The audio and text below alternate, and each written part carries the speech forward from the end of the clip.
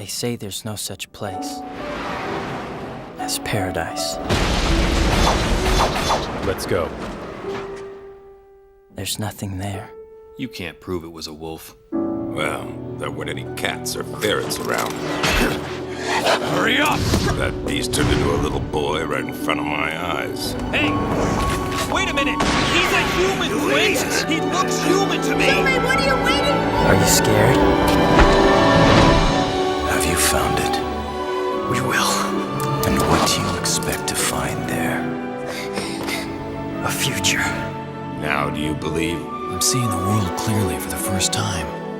Just as it's about to end. If only we could fly away. Maybe find another world somewhere. Why? Why do humans always look to the sky?